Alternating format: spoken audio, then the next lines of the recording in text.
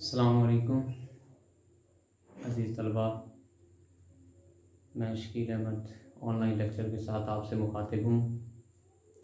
आज हम साल दोम के तीसरे सबक की तरफ बढ़ेंगे जो कि नवाब मोहसिनुल मुल्क पे लिखा गया और मौलवी अब्दुल हक का लिखा हुआ है। नवाब मोहसिनुल मुल्क, जिनका असल नाम नवाब सैयद मेहदी ख़ान था और अंग्रेज़ हुकूमत की तरफ से इन्हें नवाब मोहसिनुल मुल्क का खिताब दिया गया। तो पहले की तरह हम मुसन्निफ़ के तारुफ़ की तरफ बढ़ेंगे। मौलवी अब्दुल हक बाबाए उर्दू, सदर अंजुमन तरक्की उर्दू के वो सदर रहे। उर्दू की तरवीज व इशाअत के लिए जो अंजुमन बनाई गई, जो तंजीम बनाई गई थी, उसके सदर रहे। माहिर लिसानियात हैं, ज़बान के हवाले से अरबी हो, फ़ारसी हो, उर्दू हो, उसके माहिर समझे जाते हैं। मुहक्किक हैं, अच्छे तारीख़ निगार हैं, तनकीद निगार हैं। तनकीद किसी भी फ़न पारे पे अपने फ़नी और फ़िक्री हवाले से जो है वो अपनी राय देना, तनकीद निगार होते हैं वो।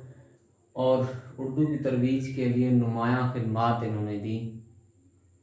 खाका निगार हैं, बड़े अच्छे खाका निगार हैं। जिस तरह ये मोहसिनुल मुल्क सबक जो है वो चंद हम असर से लिया गया है, जो कि एक खाके की किताब है, और ये मोहसिनुल मुल्क का खाका नामे नंबर पे है, जबकि उसमें टोटल खाकों की तादाद जो है वो 24 है। खाका किसी भी शख्सियत के हवाले से लिखना, उसके हदोखाल, उसकी चाल ढाल, उसका बोल चाल, उसकी पसंद नापसंद, हाल हुलिया बयान करना, ये होता है खाका। मालूमाती और गैर जानिबदार खाका निगार हैं।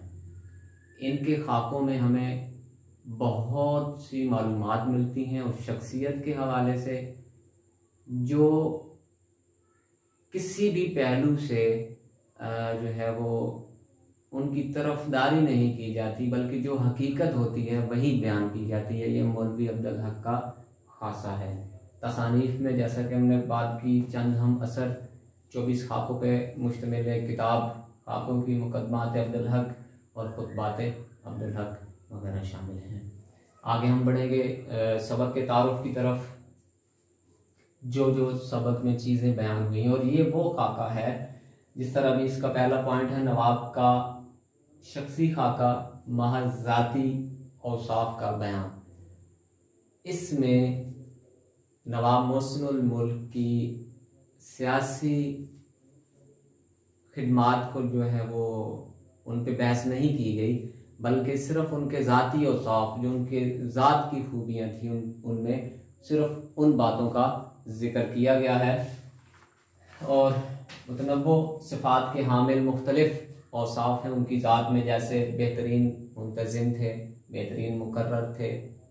ये उनकी ज़ात की एक बेहतरीन मुंतज़िम, एडमिनिस्ट्रेटिव प्लानिंग में, निज़ाम चलाने में, नज़्म व नस्क़ के हवाले से बेहतरीन हिकमत अमली तैयार किया करते थे।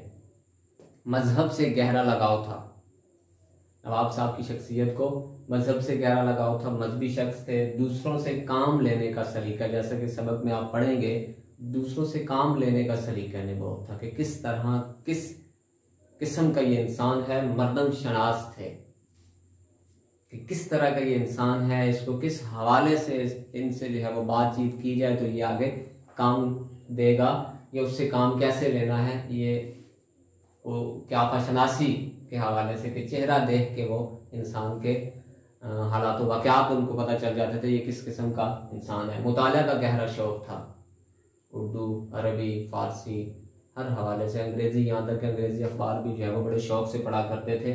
गो के समझते नहीं थे, लेकिन किसी से तर्जुमा ज़रूर करवा के उससे पढ़ते थे, ताकि अंग्रेज़ों के हवाले से पता चल सके कि वो क्या कर रहे हैं और क्या नहीं। सर सैयद के जानशीं थे। जब सर सैयद की वफ़ात हुई तो उसके बाद तहरीक अलीगढ़ को संभालने वाले और अलीगढ़ को यूनिवर्सिटी, अलीगढ़ कॉलेज को यूनिवर्सिटी का दर्जा दिलवाने वाले वालों में नुमायां किरदार जो वो नवाब मोहसिन उल मुल्क का है। गैर रवायती नवाब थे। जिस तरह कहा जाए एक मुआशरे में, एक गांव में, कस्बे में लोग ज़मींदारी निज़ाम, बड़ापन, तो वो नवाबी नहीं थी, एक गैर जो है वो रवायती, जिस तरह नवाब होते हैं उनसे बहुत हटके थे। ये सबक है चंद हम असर से, उसको हम पहले बयान कर चुके हैं। मज़ीद आगे हम सबक के अहम निकात की तरफ इक़्तिबास के हवाले से पढ़ेंगे कि इस सबक में क्या क्या बयान हुआ है। तो ये सबक अज़ीज़ तलबा सफ़ा नंबर 16 से शुरू हो रहा है, 17 और 18। तो हमने कोशिश की है कि एक एक सफ़े को चंद उसकी निकात की रोशनी में जो है वो बयान किया जाए, चंद पावर पॉइंट्स की सूरत में जो है वो उनको देखा जाए। तो सबसे पहले तो सिफ़ात के हामिल हैं, जिसमें सबसे पहले बात हुई वजाहत की। मुख्तलिफ औसाफ हैं उनकी ज़ात के। मैंने पहले अर्ज़ की कि ये सबक जो है सिर्फ मोहसिन उल मुल्क की जो है ज़ाती शख्सियत के हवाले से, उनकी सियासी समाजी और कोई किसी किस्म की इसमें बात नहीं हुई, सिर्फ उनकी ज़ात तक के औसाफ गिनवाए गए हैं। तो वजाहत, जिसको हम पर्सनैलिटी बोलते हैं, बड़े खूबसूरत शख्स थे, बड़ी अच्छी पर्सनैलिटी थी। आगे है जहानत, बड़े लायक फायक, बड़े ज़हीन बंदे थे। खुश बयानी, बड़े अच्छे मुकर्रर थे, बड़े खुश बयान थे। आगे आप पढ़ेंगे सबक में कि ऐसे जिन जलसों में खिलबिली मच जाती थी उनको बड़ा अच्छा जो है वो कंट्रोल कर लिया करते थे, काबू में कर लिया करते थे। फ़याज़ी सखावत इनके अंदर बहुत थी। सबसे पहले जो है वो इक़्तिबास में यही उनकी खूबियाँ बयान की गई हैं, वजाहत, ज़यानत, खुश बयानी और फ़याज़ी के हवाले से। आगे है इस्म बामुसम्मा खिताब। आपको जिस तरह का खिताब दिया गया अंग्रेज़ सरकार की तरफ से, मोहसिन उल मुल्क, आप बिल्कुल वैसे ही साबित हुए। ऐसे अक्सर आम औकात ये नहीं होता, एक जो है वो बुज़दिल शख्स है तो हम उसको बहादुर का खिताब दे दें, तो इस तरह बिल्कुल नहीं है। मोहसिन उल मुल्क हकीकी मानों में ऐसी ही शख्सियत थे जैसे इनको खिताब मिला। हैदराबाद पर एहसानात हैं। ये हमारा हैदराबाद नहीं बल्कि हिंदुस्तान का हैदराबाद, दक्कन। उस वक्त उसकी हालत बहुत नामुतबियत थी जब इन्होंने जो वहाँ जाके निज़ाम संभाला नज़्म व नस्क का, और अपनी जो है वो बसीरत से वहाँ के बेहतरीन नज़्म व नस्क चलाया। बेहतरीन एडमिनिस्ट्रेटिव थे, बहुत अच्छी अच्छी इस्लाहात की जिससे वो मुआशरा जो है वो फिर से तरक्की की राह पे चला। उनमें सबसे जो है वो पहले बयान हुआ है मिस्र के बजट के हवाले से। उस हैदराबाद दक्कन का, हैदराबाद रियासत का जो है वो बजट का जो निज़ाम वहाँ पे मुतारफ़ करवाया। कहा जाता है बरसगीर पाक व हिंद में पहली ये शख्सियत है जिसने जो है वो बजट के हवाले से कुछ इस्लाहात की कि निज़ाम क्या होना चाहिए, खर्च क्या होना चाहिए, आमदन कितनी होनी चाहिए। तो वो बजट किस तर्ज का था जो मिस्र में, जो पुराने इलाकों में, पुराने मुआशरों में, पुरानी सोसाइटी में जो है वो चल रहा हो। मिस्र के जो है वो बजट पर अपना बजट जो है वो उनके नमूने पर अपना बजट पेश किया, जिस तरह उनका महकमा बंदोबस्त का क़याम किया जो कि पहले नहीं था। ये ज़मींदारी निज़ाम के हवाले से बाकायदा रजिस्ट्रियाँ होती। पहले क्या होता था कि बस आया और जिसकी लाठी उसकी भैंस वाली बात, इक़्तिदार जिसने ज़मीन कब्ज़ा कर ली उसी की हो गई, बल्कि आपने बाकायदा उनको कागजी कार्रवाई के हवाले से भी मुतारफ़ करवाया कि ज़मीन के हवाले से ये भी होना चाहिए। तो महकमा बंदोबस्त का क़याम इनका जो एक और कारनामा है। हैदराबाद की हर दिल अजीज़ शख्सियत है, जैसे मैंने ऊपर जिक्र किया, क्योंकि कोई भी कौम पिछड़ी हो तो वहाँ पे एक जो है वो रोशनी की किरण बन के उभरे कोई शख्सियत, तो उसको लोग फिर चाहते हैं, उसकी इज्जत करते हैं, दिलो जान से इज्जत करते हैं। तो हैदराबाद की हर दिल अजीज़ शख्सियत है। आपकी रुखसती के वक्त हर आँख अश्कबार थी। ये अगले पेज में हम पहुँच गए हैं 17 पे।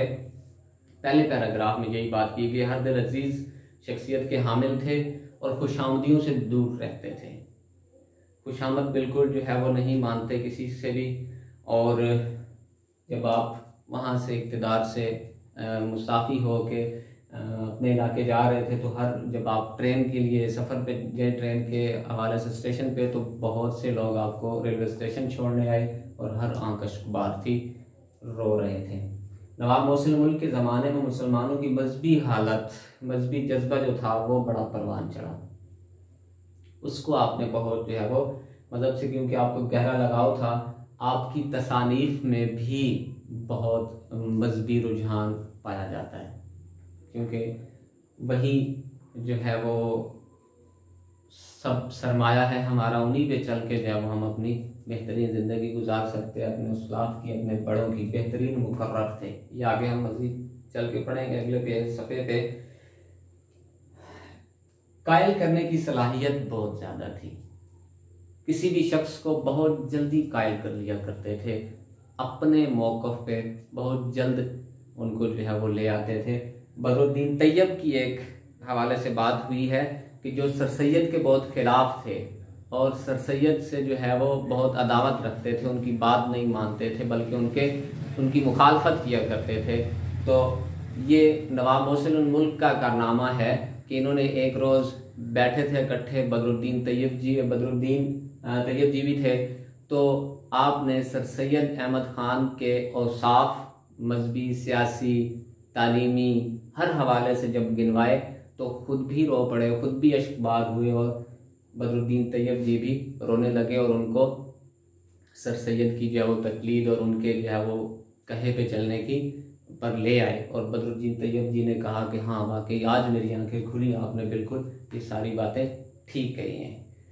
तो अगले पेज पे चलें तो नवाब साहब की खुश बयानी का जो है वो जिक्र हुआ है।